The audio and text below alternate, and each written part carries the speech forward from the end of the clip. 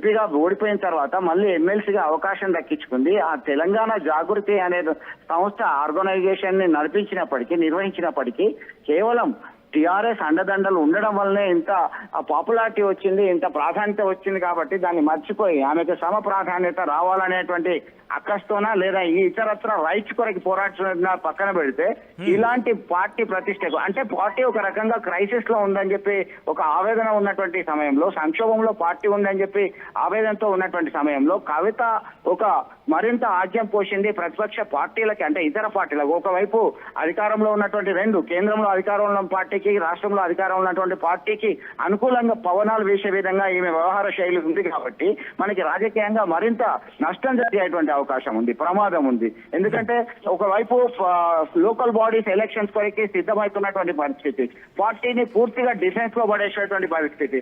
ఒకవైపు కాళేశ్వరం ఇష్యూ నడుస్తున్నది, ఇంకొక వైపు అనేక అంశాలతో పడి 42% రిజర్వేషన్ల పట్ల మీ వైఖరి ఏంటి, మీరు ఎందుకు కలిసి రావట్లేదని చెప్పి నేతలు, అధికార పార్టీ నేతలు రాష్ట్రంలో విమర్శలు గుప్పిస్తున్నారు.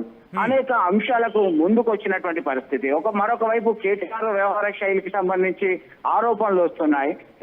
ఈ కార్ రేస్ సంబంధించినటువంటి కేసు కావచ్చు, ఇతరత్ర అంశాలకు సంబంధించి అనేక అంశాలు తెర మీద ఉన్నటువంటి ఈ ప్రస్తుత సంక్షోభ సమయంలో సైలెంట్ గా ఉండాలి. అవసరమైతే వీలైతే మీరు సపోర్ట్ చేయండి, సపోర్ట్ చేయకపోయినా మీరు పార్టీ దెబ్బతినే విధంగా, పార్టీ ప్రతిష్ట దెబ్బతినే విధంగా వ్యవహరిస్తున్నారు అనే అక్కడ కవిత అంటుంది అదే కదా, పార్టీకి సంబంధించి పార్టీలో కూడా కొన్ని లోటుపాట్లు ఉన్నాయి, వాటిని గుర్తించాలి, వాటిని గుర్తించి ముందుకు వెళితేనే సరిదిద్దుకోవడానికి అవుతుంది తప్ప లేకపోతే కాదు అనేది. సో దీనికి సంబంధించి ఏమైనా రియాక్షన్స్ వస్తున్నాయా?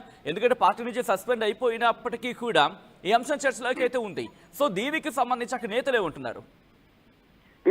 ఎగ్జాక్ట్లీ సచిన్, మీరు అన్నట్టుగా పార్టీ మీరు చక్కదిద్దే పరిస్థితి ఉన్నట్టయితే మీరు రాసిన లేఖలు బయటకు పెట్టడము, బహిర్గతం చేయడం అనే అంశం అనేది ఒక గందరగోళ పరిస్థితికి దారితీసింది. నెంబర్ 1. నెంబర్ 2, ఆ బహిరంగంగా మీడియా సమావేశం ఏర్పాటు చేసి పార్టీలో ఉన్నటువంటి లోటుపాట్ల గురించి పార్టీ నాయకులు ఎవరైతే ముఖ్య నేతలు, హరీష్ రావు కావచ్చు, కేసీఆర్ హయాంలో చక్రం దింపినటువంటి నాయకులు సంతోష్ కావచ్చు, ఇతరత్ర నాయకుల మీద మీరు బహిరంగంగా విమర్శలు గుప్పించడం అనేది సరి అయినది కాదు. ఏదైతే మీ దృష్టికి వచ్చిందో, మీ దగ్గర ఆధారాలు ఉన్నాయో అవి ఇంటర్నల్ గా మీరు వెల్లడిస్తే చక్కదిద్దుకునేటువంటి పరిస్థితి ఉంటే బాగుంటది అనేటువంటి కోణంలో బలమైనటువంటి చర్చ జరుగుతుంది. మరొక వైపు కేసీఆర్ అపాయింట్మెంటే కవితకు రానటువంటి దుస్థితి నెలకొన్నటువంటి ఈ తరుణంలో మీరు ఇలా మాట్లాడడం ఏంటి, ఇది పార్టీని మీరు చక్కదిద్దుదామన్నట్టు లేదు, పార్టీని మరింత అప్రతిష్ట పాలు చేసే విధంగా ఉంది అని చెప్పి ఎవరైతే ముందు నుంచి పార్టీ జెండా మోస్తూ పార్టీ కార్యకలాపాల్లో చురుగ్గా ఉన్నారో వాళ్ళందరూ కూడా భావిస్తున్నటువంటి పరిస్థితి.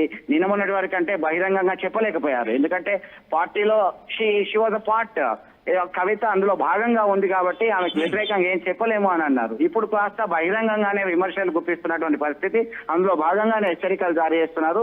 దీన్ని అవకాశంగా తీసుకుని తప్పకుండా తెలంగాణ జాగృతి రాజకీయ పార్టీగా రూపుదాల్చేటువంటి అవకాశాలు అయితే కనబడుతున్నాయి. చంద్రశేఖర్, ఒకసారి మీరు లైన్ లో ఉండే ప్రయత్నించండి. విజువల్స్ మీరు చూస్తున్నారు ఆర్టీవీ స్క్రీన్ మీద.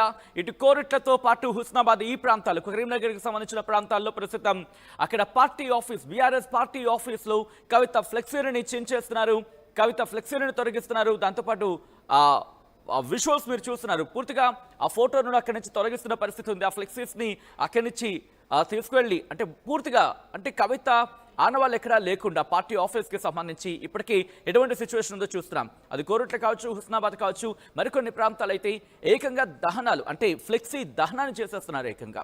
అంటే ఏ స్థాయిలో ప్రస్తుతం బీఆర్ఎస్ నేతల్లో ఆగ్రహం ఉందో అర్థం చేసుకోవచ్చు. ఈ క్రమంలో ఏం జరగబోతోంది, ఈ నేపథ్యంలో ఒక ప్రశ్నను ముందుంచే ప్రయత్నం చేస్తుంది ఆర్టీవీ. ఒకసారి విజువల్స్ చూడొచ్చు. విజువల్స్ చూస్తే మీకు అర్థమవుతుంది కోరుట్లలో ఆ ఫ్లెక్సీని ఏ స్థాయిలో చించేస్తున్న పరిస్థితి ఉంది. పూర్తిగా వాటిని తొలగిస్తున్నారు. హుస్నాబాద్లో అయితే పోస్టర్ని ఆఫీస్ నుంచి బయట తరలిస్తున్న విజువల్స్ కూడా. ఇంకొన్ని ప్రాంతాలు అయితే ఏకంగా దహనం చేస్తున్న పరిస్థితి ఉంది. రైట్, తెలంగాణ జాగృతి సంఘం నుంచి ఇస్మాయిల్ మనతో పాటు ఫోన్ లైన్లో జాయిన్ అవుతున్నారు. ఇస్మాయిల్, నా మాట వినిపిస్తోందండి?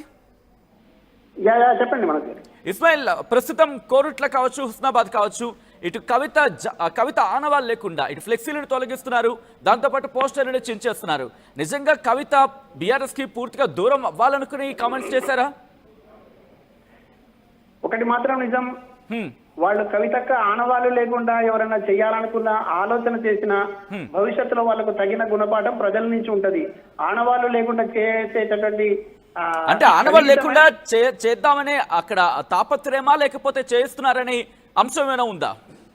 ఇది 100% కుట్రలో భాగమే కదా. పదే పదే అక్క కూడా చెప్తూ వస్తున్నారు, కవిత గారు చెప్తూ వస్తున్నారు. 70-80 రోజులుగా అనేక రకాల కుట్రలకు పాల్పడిన వాళ్ళు, కొంతమంది వాళ్ళ ఏమంటారు దాన్ని శునకానందం పొందిన వాళ్ళు సంబంధించి ఆమె చూసి సహించలేకనే కదా నిన్న విషయమంతా మాట్లాడి తెలంగాణ ప్రజలకు అర్థం కావాలి, సమాజానికి కూడా తెలియాలి, పార్టీలో కనీసం మళ్ళీ ఒకసారి ఆలోచన చేసి కనీసం పరిష్కరించుకుంటారేమన్న ఆలోచనతో తను చెప్పే ప్రయత్నం చేశారు. చాలా బాధ్యతగా ప్రజాస్వామ్యంగా ఆమె చెప్పే ప్రయత్నం చేసినారు. దాన్ని ఆలోచన చేసుకోకుండా, పరిష్కరించుకోకుండా, పరిశీలించకుండా ఏకపక్షంగా నిర్ణయం తీసుకున్న దాన్ని మాత్రం తీవ్రంగా తప్పుపడతా ఉన్నాం, ఖండిస్తా ఉన్నాం. ఇది తెలంగాణ సమాజం కూడా దీన్ని జీర్ణించుకోవడం లేదు. ఎందుకంటే మీకు తెలుసు 2006 నుంచి ఇవాటి వరకు కూడా కవిత గారు తన చెమటను రక్తాన్ని ధారపోసి ఈ ఉద్యమంలో నిలబడినటువంటి కానీ వాళ్ళు అంటుంది ఏంటంటే కనుక ఒకవేళ పార్టీలో ఉండుంటే పార్టీకి కట్టుబడి ఉండాలి, పార్టీకి సపోర్ట్ చేయకపోయినా పర్వాలేదు, సైలెంట్ గా ఉంటే కరెక్ట్, కానీ ఇలాంటి వ్యాఖ్యలు చేయడం సమంజసం కాదనేది వాళ్ళ మాట.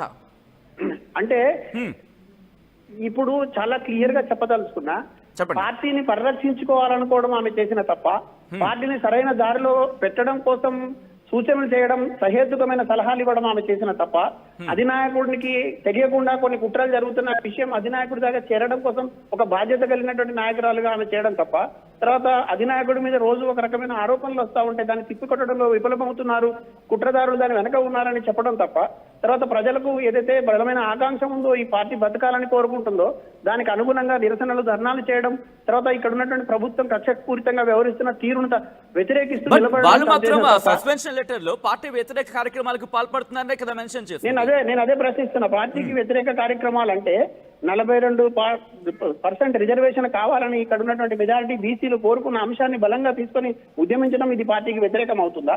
లేదు ఒక ప్రాణాలను త్యాగం చేయడానికి సిద్ధపడ్డటువంటి ఒక నాయకుడిని తప్పుదోవ పట్టిస్తున్నారు, ఆ నాయకుడి మా తండ్రి గారు, ఆయనకు మరక అంటుతోంది కాబట్టి ఈ సందర్భంలో కుట్రదారులు వీరు అని ఆమె తేల్చి చెప్పడం తప్పవుతుందా?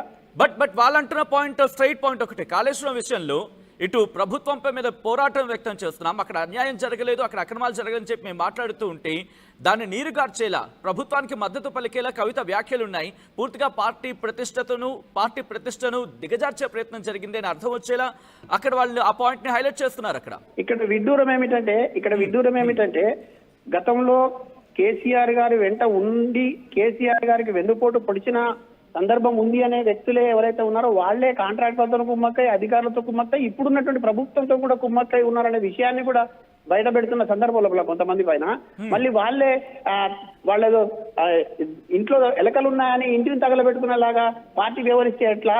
ఇప్పుడు తను చెప్పిన విషయాలలో ఎక్కడైతే నిజంగానే లోపం ఉంటే కనుక దాన్ని సరిదిద్దుకోవాలి, లేదు తను చేసిన తప్పైతే కనుక పార్టీ పిలుచుకొని మాట్లాడుకోవాలి, ఎక్కడ వాస్తవాలు గ్రహించగలగాలి, ప్రజలకు ఆకాంక్షలకు అనుగుణంగా కదా తను మాట్లాడుతున్నారు. ఇక్కడ ఇదే పాయింట్ కి వాళ్ళు ఏమంటున్నారంటే పార్టీ అధినేత కేసీఆర్ కి తెలియదా, కేసీఆర్ కి తెలియకునేదంతా జరుగుతుందా, కేసీఆర్ ఎంత ఉద్యమ చరిత్ర ఉంది, ఎంత ఫ్యూచరిస్టిక్ ఆయన ఆలోచించారు, గత చరిత్ర చూసుకోండి, అలాగే వర్తమానానికి సంబంధించి చూసుకోండి, భవిష్యత్తును చూసుకోండి, ఒక 10 ఏళ్లను ఊహించి కాళేశ్వరం గురించి ఆయన మాట్లాడారు. అలాంటిది ఇప్పుడు